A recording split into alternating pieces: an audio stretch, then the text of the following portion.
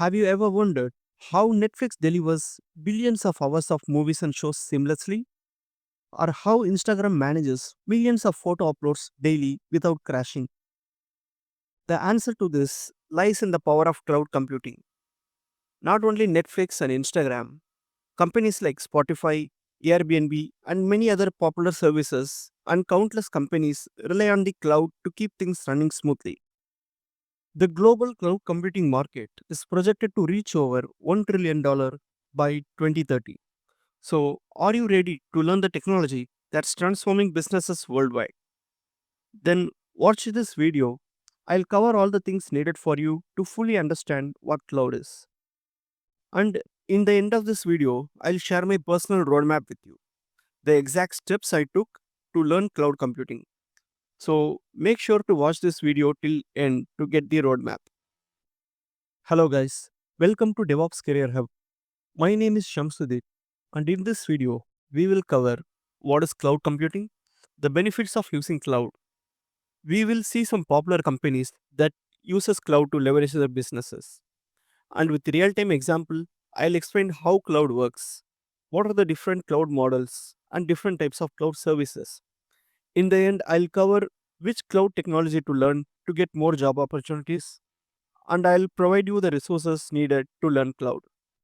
Let's get started by understanding what cloud computing is. Cloud computing is the delivery of computing resources like servers, storages, databases, networks, and software over the internet, allowing users to access and utilize them without needing to manage the underlying infrastructure. To put it in a more simple way, cloud is just a fancy name for renting someone else's server and accessing via internet. You just rent servers, storages, and other computing services from third parties like Amazon, Microsoft, or Google and pay them for only the services you use. For example, think of it like renting a car instead of owning one. You use it when you need it, pay only the rent for the hours you drive, and you don't need to do the maintenance, insurance renewal, or repair if it's not working. It will be the responsibility of the rental company to do all these things. You just rent it and drive it. Now, with the same example, let's see how we can compare this renting car analogy with cloud computing. Just like requesting a car from a rental showroom, you can request a server from the data center. The server will be provided to you as a virtual machine, and you can access that server through internet. Just like all the maintenance work taken care by the car rental company, these servers will be maintained by the cloud provider from who we rent it. It can be Amazon's AWS or Google Cloud. They are responsible for keeping the servers running for you. And just like driving a car and paying the rent per the usage, you can run your application into that server and you only pay for them for the resources utilized from them. Let's move on with the benefits of using cloud. The first benefit is the cost savings. Cloud reduces the capital expenses. We don't need to pay any huge amount upfront. Another major benefit we get from cloud is the scalability. We can easily scale our resources based on the demands. Let's imagine we are not using cloud and we have 5 servers running our web application. Each server can handle only 10 requests. That means totally 50 requests can be handled. What if there is an offer going on in our website and we start getting hundreds of requests? In that case, all our servers will start to crash. To fix this, we might need to buy another 5 servers, and to get the servers and set it up, it can take us days or even weeks. And even after we get those additional servers, and what if we start to get more requests, like around 200 requests? Or what if after the sale is over, we get back to the regular 10 requests per server? The extra servers we bought will be lying idle.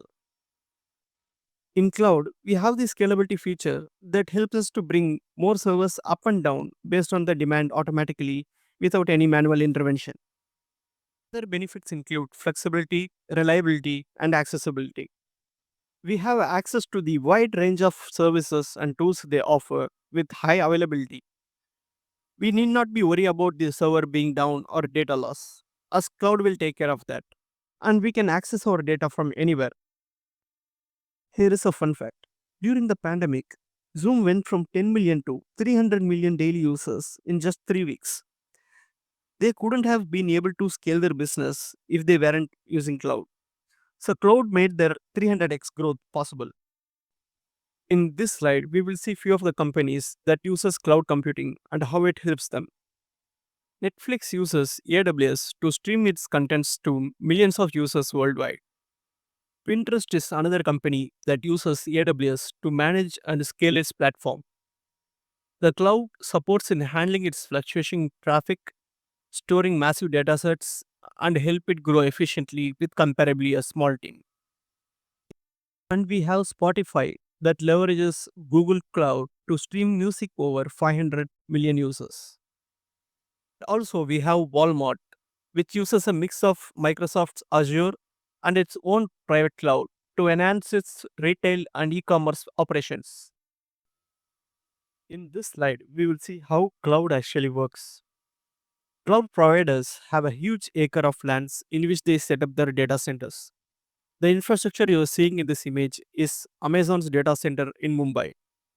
Inside this data center, you will have thousands of racks like which you are seeing in this image, and each rack will contain tens of hundreds of servers. When you create a server in cloud, what happens is it will allocate one of the server from this rack and provide it to you as a virtual machine. To be precise, not a whole server. This single server will be partitioned into multiple virtual machines.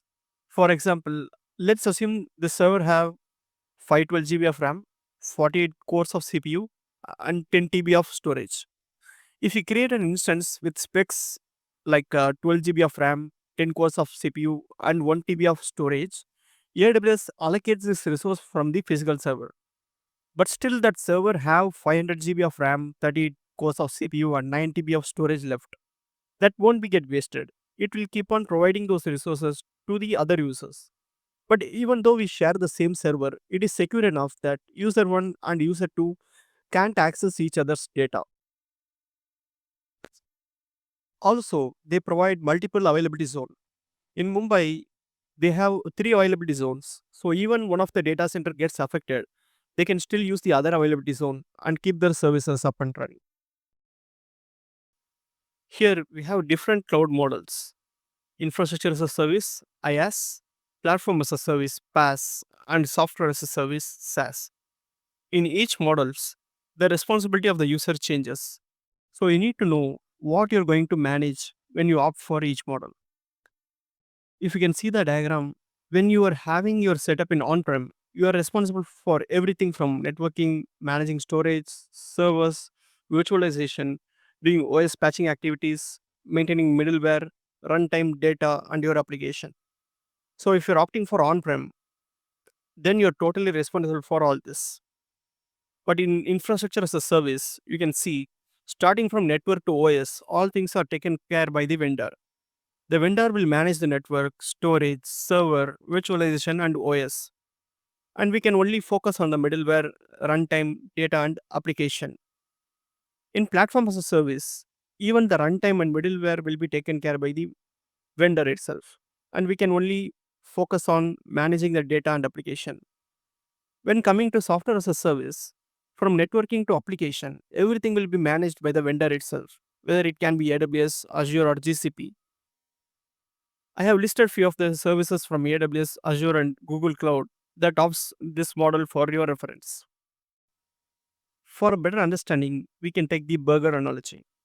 IaaS, infrastructure as a service, is like taking the flour and oven it to make it a bun, and then cook the meat and make it a patty and fill in the vegetables. So we are responsible for most of the things here.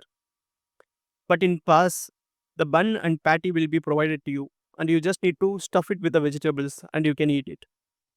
Software as a service is like ordering food in Zomato or Domino's. You can just order the food and they cook the burger and directly delivers to you. I hope you like this analogy. If you really like it, please hit the like button. Here we have the different types of cloud services available to us. We will see this one by one. First, we have the public cloud.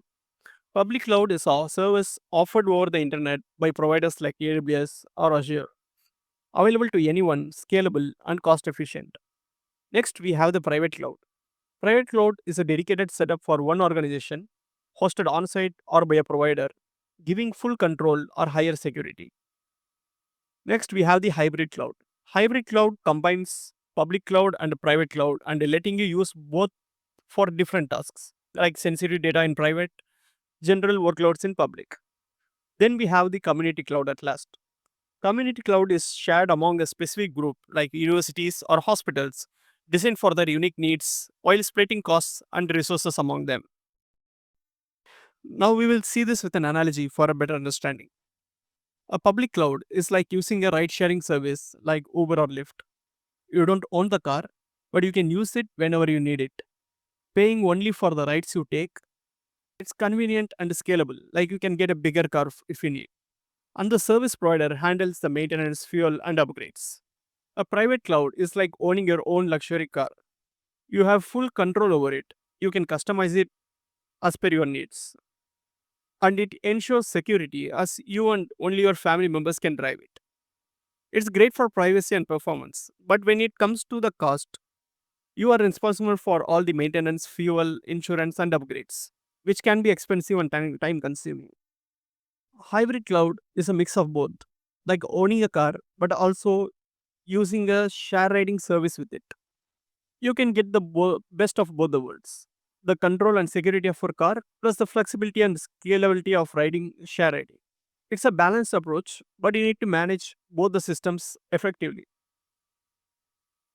And community cloud is like a carpool with your neighbors, neighbors who have a similar interest. For example, you all will be commuting to the same office. Resources to share a vehicle, splitting the cost and maintenance, while ensuring the car meets everyone's specific requirements. It's more private than a ride sharing service, but less exclusive than owning your own car. If you really like this analogy, make sure to hit that subscribe button. To decide on which cloud service to learn, I have listed here the top 15 cloud providers of 2025. At the top, we have Amazon, Microsoft's Azure, we have GCP, Alibaba Cloud, IBM, Oracle, and so on. Among these, I would recommend AWS, Microsoft Azure, and GCP due to their dominance in the market. You can see around like 60% of the whole market is taken by AWS, Azure, and GCP. So if you want to make a career in cloud, I would recommend you to choose any one from these three. If you ask me how to learn, well, I would recommend in this way. Beginner friendly course from either Udemy or Coursera, or we also have few other platforms like Cloud Guru, Code Cloud, and Pluralsight. I would recommend to start learning only one cloud, whether it can be AWS, Azure, or GCP, and start learning that one platform and get strong in the fundamentals. Make sure to subscribe to our channel. In the upcoming videos, I'll teach you the cloud concepts in a simple and understandable way. Also, you can create the free tier accounts and start doing the hands-on practice. Here is the roadmap which I was talking about in the earlier part of the video. I have given the details of each phases in the description. You can check it out. You can make a time frame for each of these phases and try to upskill to the next phase within that given timeline. Start with the fundamentals, then get into the core concepts. After getting fundamentally strong with the core concepts, move on to the advanced services. Once creating the free tier account, start gaining more hands-on. Do at least 10 projects and create a portfolio out of it. This is an extra tip for you. You can join the online forums of the cloud provider, whatever you have picked to get the insights of the community. I'll provide the forums and community details of the cloud providers in the video description. You can refer to it. If you have any question or you want me to cover any particular topic, leave it in the comments. Thanks for watching. See you in the next video.